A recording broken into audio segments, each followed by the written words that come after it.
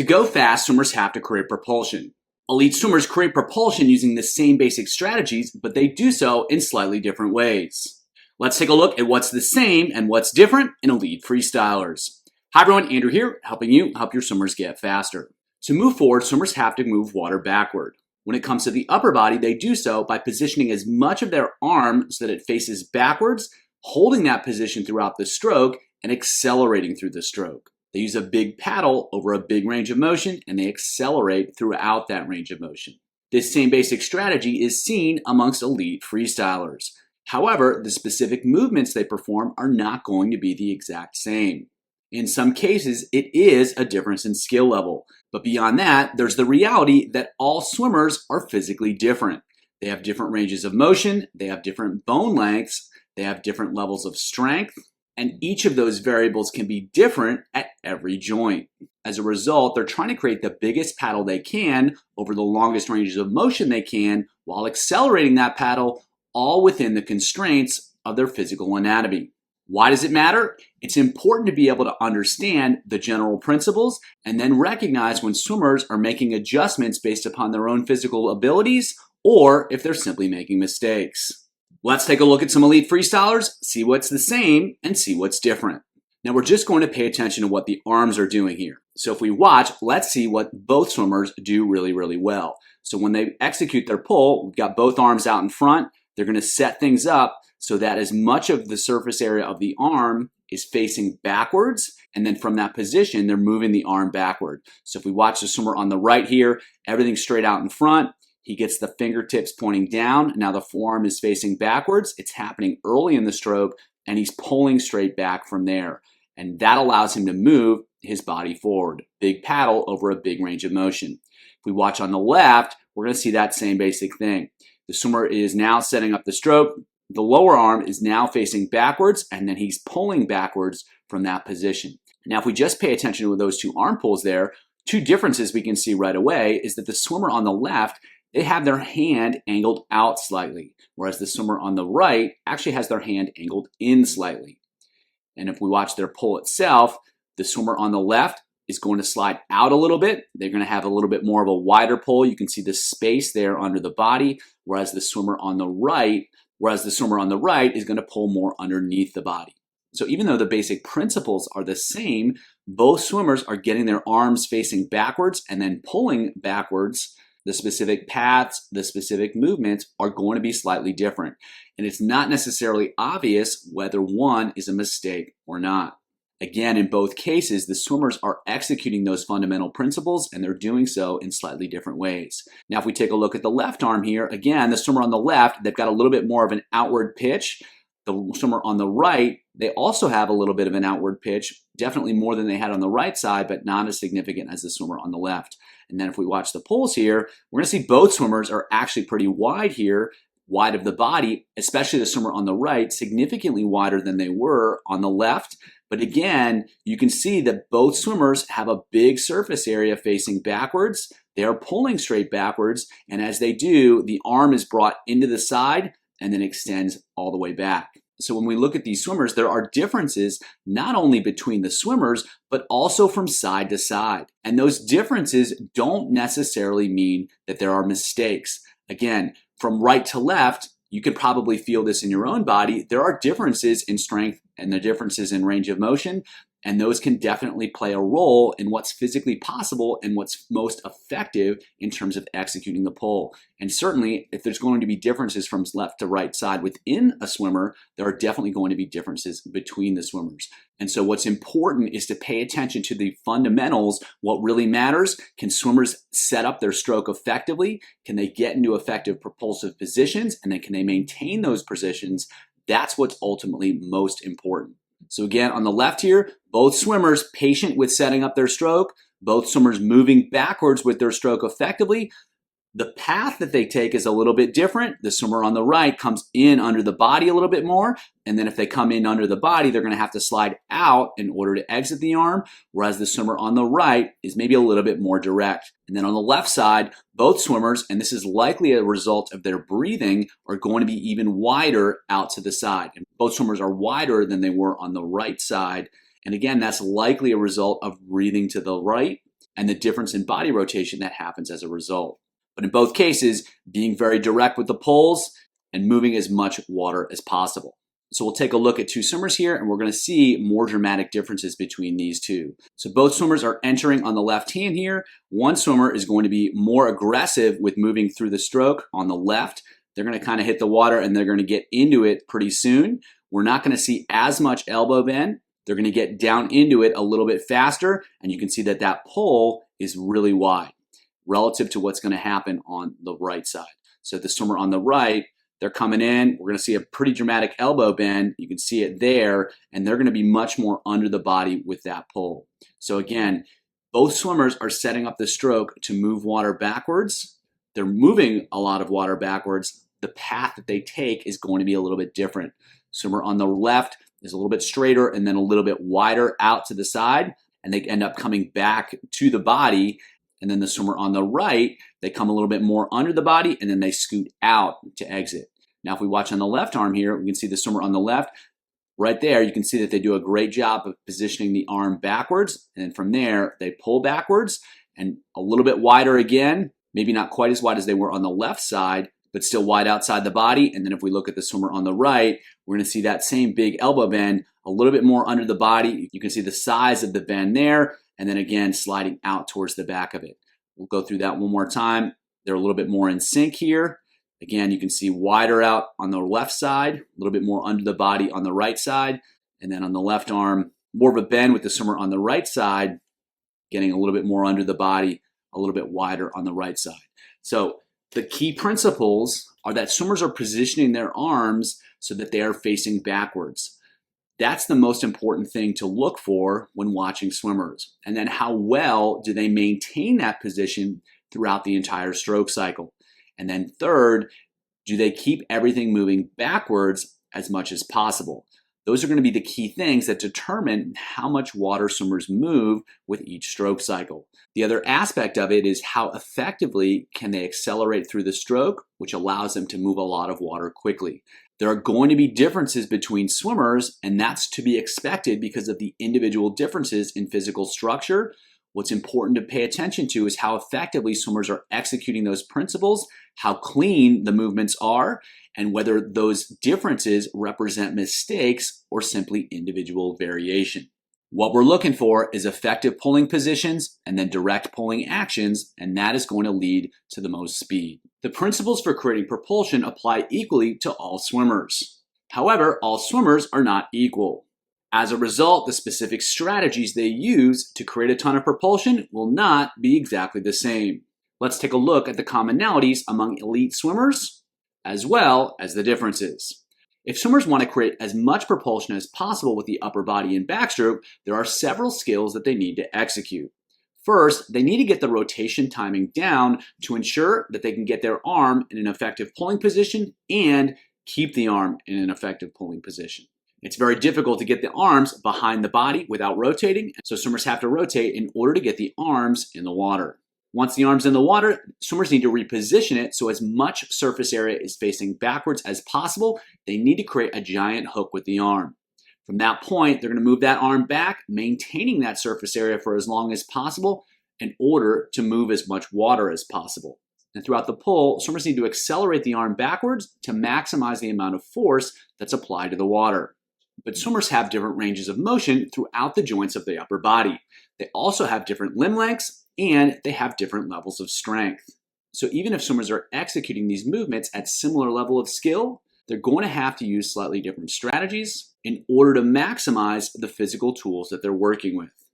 To fully illustrate these concepts, let's see it in action. We've got two elite backstrokers here. Let's start off with some commonalities between the two swimmers. So if we watch both swimmers, as they enter the water, they're going to rotate to the same side. We can see that on the left here, and then right behind her on the right. That's a critical movement because if swimmers stay flat to the water like the swimmers are now, it's very difficult to get the arm deep enough and positioned backwards so that swimmers can move themselves forward.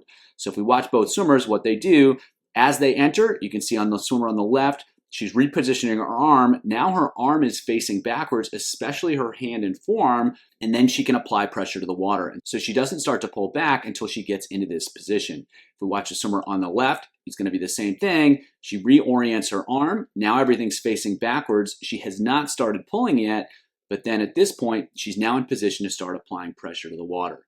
And on the left, the swimmer, once they're in that position, she holds that position for as long as possible. She's got to let go of it eventually as the arm comes to the body. It's very difficult to keep the forearm facing backwards, and so she's going to transition to the finish and then the recovery. And then we can see the same thing on the left. The swimmer is going to get into that effective pulling position, and she's going to hold that all the way through and then finish through once she's no longer able to maintain that position. The other thing to pay attention to is in order to keep creating propulsion for as long as possible, both swimmers are going to stay rotated down throughout the whole pull until they finish the stroke there. So the swimmer on the left, she's staying rotated down, and only at the end does she finally rotate away. The swimmer on the right, staying rotated down, and then only rotating away once she can no longer maintain an effective propulsive position, keeping the forearm facing backwards. And when we look on the other side of the body, we're going to see the same thing. So the swimmer on the left enters, drives into it, gets everything rotated to the side. She then repositions the forearm, got it facing backwards, now applies pressure, pulls all the way through until she can't maintain that position anymore, and then transitions to the finish. Look at the swimmer on the right. We're going to see the same thing, driving in, setting it up, and then pulling back, and then switching away from that once she can no longer maintain position. So those are the key ideas that swimmers need to execute on in order to create as much propulsion. Now, if we watch the two swimmers, we can also notice differences. The swimmer on the left tends to be a little bit flatter than the swimmer on the right. She's also a little bit shallower with her pulls as opposed to the swimmer on the right. And the swimmer on the right is also bending the elbow a little bit more and getting the arm a little bit deeper. And so even though both swimmers are executing the same basic principles, the specific skills they're using, what they look like, are going to differ. And that's likely due to differences in body size, range of motion, strength. It's hard to know exactly why, but those are the inputs that change the outputs from the swimmers. And ultimately, they are searching for the best solution. Given those basic skills and basic principles, they're looking for the best solution for them. And ultimately, the closer they can get to that, the faster they are going to swim. But regardless, they've got to get on their side right away when they enter. They've got to reposition the arm so that as much of the arm is facing backwards before applying pressure to the water. Then they need to pull back, holding that position all the way through, and they need to accelerate all the way through as much as possible. Again, the specific positions, how much rotation happens, the specific bend in the elbow, how deep the arm is, those are all going to differ depending on the individual characteristics of each swimmer. We've got another pair of swimmers here, and we're going to see the same dynamic. So if we watch the swimmer on the right, watch his left arm, enters, boom, he's on his side right away. He's setting up the stroke. He's got everything facing backwards, and now he's applying a ton of pressure, holds that for as long as he can, and then transitions to the finish and then into the recovery. And then on the other side, driving it in, getting on the side, setting things up, then applying pressure, holding that all the way through. So the same basic skill set as compared to the previous swimmers, again, but it's going to be a little bit different as this athlete is physically different. Now, if we look at the swimmer on the left, we're going to see the same thing. So entry on the left hand, driving in, getting on the side, then setting up the stroke, then pulling back, and then doing so again on the other side. You can see that big hook at the top of the stroke, and then he's applying pressure straight back. And so the same basic skill set, both these swimmers are exhibiting that. However, when we look at it more closely, we can see some differences. So the swimmer on the left is rotating a little bit more. They're getting the arms deeper in the water, and they're driving into the stroke a little bit more. And so that's going to be one key difference. They've got a little bit more elbow bend as well, and they're using that strategy in order to maximize their pull. The swimmer on the right is a little bit flatter, and they're not moving around quite as much, and their arm pull is a little bit more direct. They've got a little bit wider pull, and they're using that again to create speed. And so the same basic positions are being achieved by both swimmers. How they go about getting into those positions and how they maintain those positions is a little bit different. For whatever reason, one swimmer is rotating a little bit more, getting a little bit deeper, and the other swimmer is rotating a little bit less and swimming a little bit flatter. But again, those are relative terms. The overall skill set is very, very similar. So when working with swimmers, what's important is to look for the overall skill set and if they're executing on those big picture principles. And when evaluating differences, determining if it's just an individual characteristic or it's a missed opportunity to create more propulsion and more skill. Making that determination is really, really important because if a swimmer has an obvious flaw, it does need to be addressed. But if it's just an individual characteristic, that doesn't necessarily need to change. And in some cases, it may be the most effective strategy for a given swimmer, and it's something we wouldn't want to change. So as much as possible, it's key to focus on those major principles and help swimmers find the best way to execute those principles within their own physical structure. To create as much speed as possible in butterfly, swimmers have to create as much propulsion as possible with their upper body. While the principles for creating propulsion are the same for every swimmer does not create propulsion in exactly the same way. It's critical to be able to distinguish between individual differences and technical mistakes. The more we can do so, the more we can help swimmers improve. There are 3 key principles for creating propulsion with the arms in butterfly. Swimmers have to position their arms so as much of it faces backwards as possible. They need to maintain that position for as long as possible, and they need to accelerate throughout that range of motion. That helps them move the most amount of water in the least amount of time, which allows them to create the most speed. However, due to differences in limb length, due to differences in range of motion across all the joints in the upper body, due to differences in strength across all the joints in the upper body, swimmers aren't going to execute those principles in exactly the same way. And so we can see, even among elite swimmers, there's going to be subtle differences from swimmer to swimmer, and they can still be executing those principles at a really high level. What's important is to be able to recognize those principles across different swimmers rather than just trying to copy the exact same motions that an elite swimmer uses. When we have that ability, we can identify whether any given swimmer is effectively executing those principles or they're making mistakes. Sometimes individual differences aren't actually mistakes, they're just that, individual differences. Being able to distinguish between the two, knowing what to address and what to leave alone, is a key skill in coaching.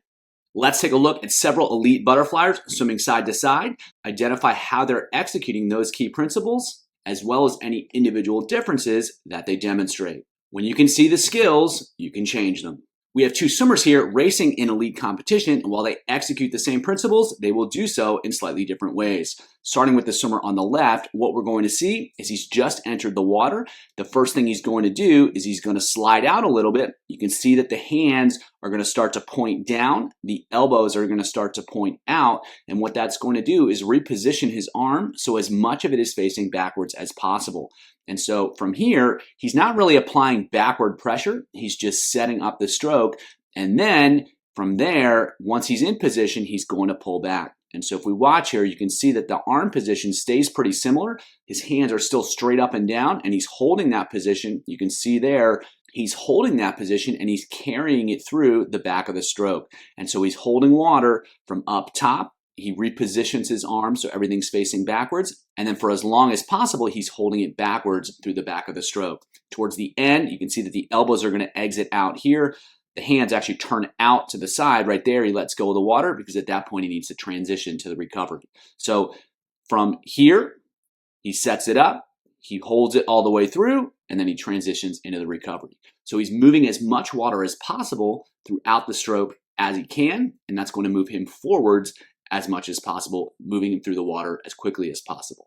Now, if we watch the swimmer on the right here, we're going to see he's going to slide out much wider than the other swimmer. And from that position here, then he repositions his arms. So he's still setting up the stroke just like our first swimmer. He's just doing it in a slightly different way. For whatever reason, he finds it to be more effective by sliding out wider and then getting into position. And he's using a wider pull, but he's still repositioning his arms so that they are facing backwards. And then from there, he's going to hold that through the back of the stroke. And so from right about there to all the way to there, he's applying pressure backwards and he's holding those positions for as long as he can.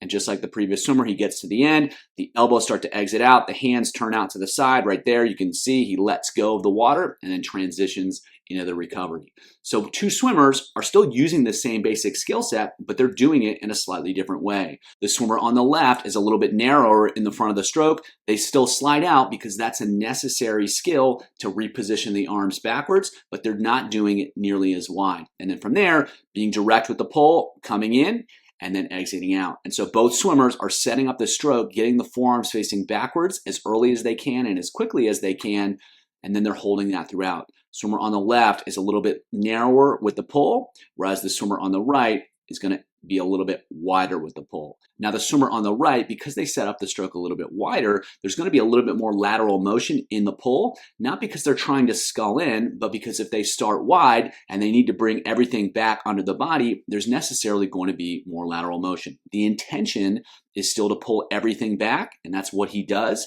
It's just that as the elbow comes into the body, the hand's necessarily going to come with it because the hand's out wider, it's going to travel more distance in. So again, we've got a narrower setup on the left, a little bit more of a direct pull on the left, and then on the right, we've got a little bit more outward motion at the beginning of the stroke, and then there's going to be a little bit more inward motion towards the end of the stroke in order to get the hands back in position under the body.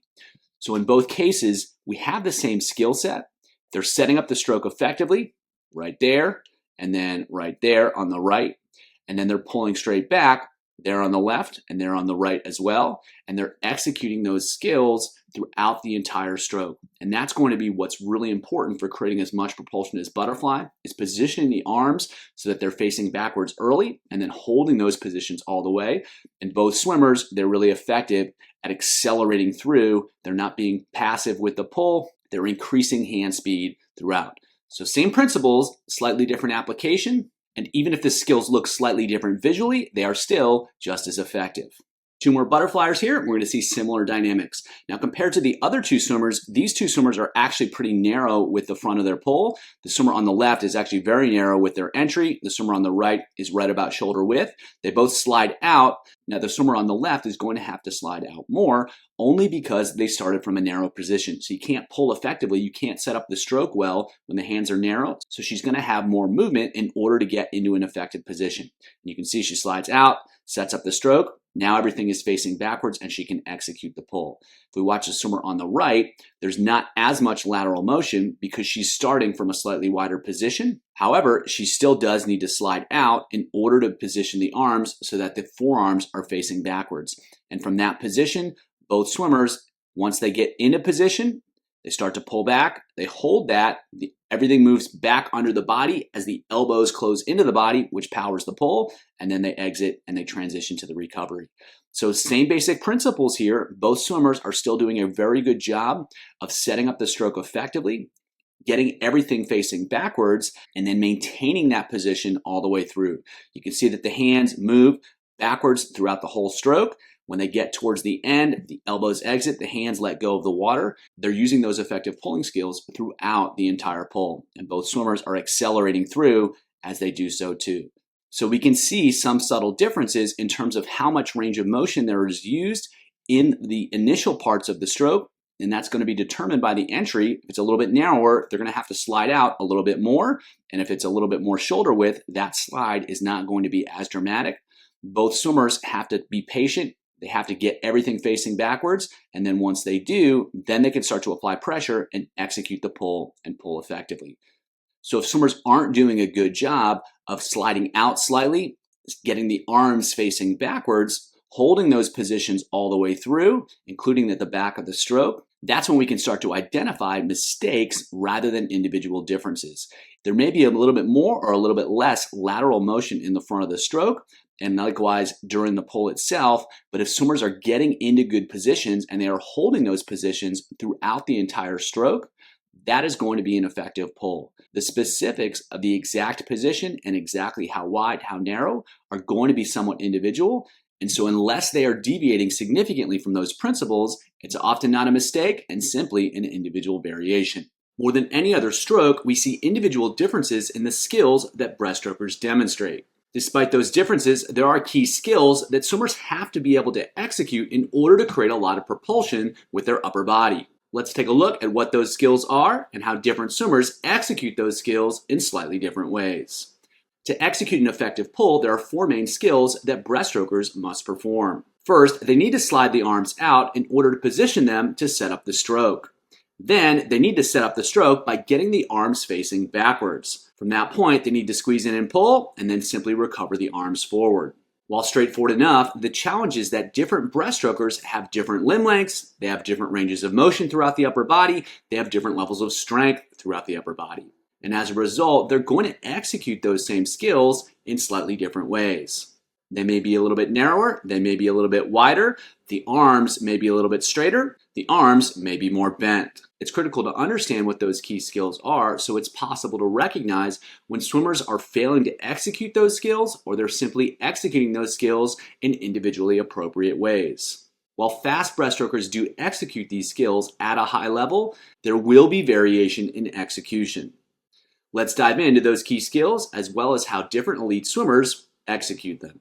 So we're going to start here with the swimmer on the left. And so you can see she has recovered the arms forward and the hands are together in the front of the stroke. Now in freestyle and butterfly, swimmers are going to enter with the hands shoulder width and sometimes even a little bit wider. So in breaststroke, the hands are starting in a much narrower position. But to execute a great pull, they have to end up in the same basic place as they do in butterfly and freestyle. So the first major skill that swimmers have to execute is to patiently slide the arms out. And so we'll see here, arms stay relatively straight. She's not really doing anything. Now she's got the arms outside the shoulders, and then she can go about trying to set up the stroke. So at that point, you see the elbows start to bend. The hands start pointing down and the elbows face back. And from that point, then she can pull in. So the key thing to look for from the front when executing the pull is that swimmers need to squeeze in. So you can see her elbows are up high and wide, and they're going to squeeze in to the body. One thing to look for is whether the hands are moving independent of the elbows. So if the hands slide in here, but the elbows don't come with it, swimmers are just sculling and they're not pulling. So with this swimmer, you can see the elbows are wide and they squeeze into the body, and the hands, they move into the body with the arms. In that case, the swimmer is executing an effective pull. And so then from there, shooting back forwards, and we're back to the beginning. So first key skill, slide out so that the stroke can be set up effectively. This is going to be much more similar to a butterfly entry, and the front half of the breaststroke pull and the butterfly pull are very, very similar. So again, she's got to go from this narrow position here, slide things out. Then from there, she can bend the elbows, get the arm facing backwards, and then execute a great pull, squeezing the arm into the body. Everything moves in as a unit, and then recovering things forward. Now, if we watch the swimmer on the right, she's in the front of the stroke here.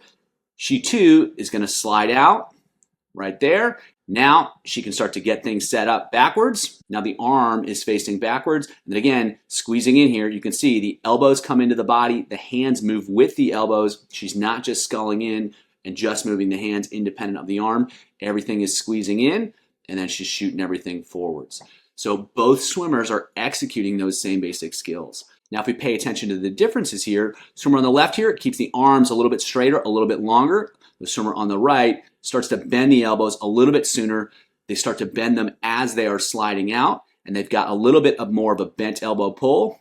Both are going to squeeze in. Swimmer on the left is a little bit wider. They've got the arms a little bit straighter, and that's going to be, again, still executing the same skills, but it's a slightly different interpretation of those skills. So the swimmer on the left is a little bit ahead, so we'll watch her slide out, and then the swimmer on the right sliding out, but a little bit more bent, and they're getting into that setup a little bit sooner. Swimmer on the left is also a little bit wider. You can see the elbows are out wider. Everything is more spread out during the execution of the pull here. Still comes in. Swimmer on the left, a little bit more bent, a little bit narrower in terms of how she's executing the pull. But the same basic principles are happening here. Both swimmers are going to slide things out. They're going to bend everything, get everything set up facing backwards, squeeze into the body, and then shoot everything forwards.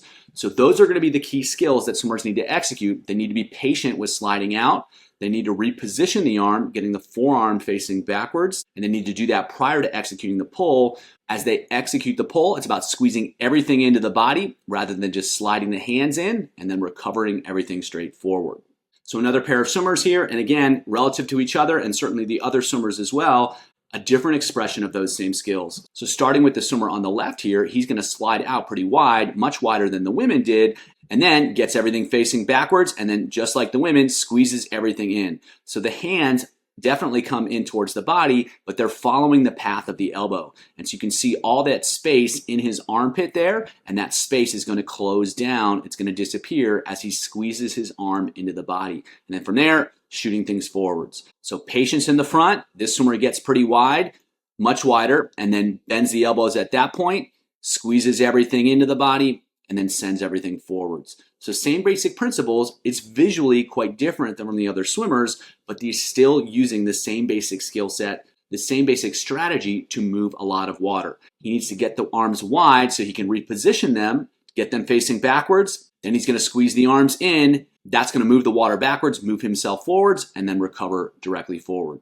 So watching the swimmer on the right, we're going to have the same basic skill set again. Starting narrow, and then he's going to slide out. He's not going to be quite as wide as the swimmer on the left, still a little bit wider than the women, and then he bends the elbows. You can see that they're bent there. Now he's got everything facing backwards, and he's going to squeeze into the body, and just like the other swimmers, the elbows are moving in towards the torso, and that is pulling the hands along for the ride rather than just sculling the hands in and not actually pulling with the biggest muscles of the upper body. So squeezing everything in, and then sending everything forward.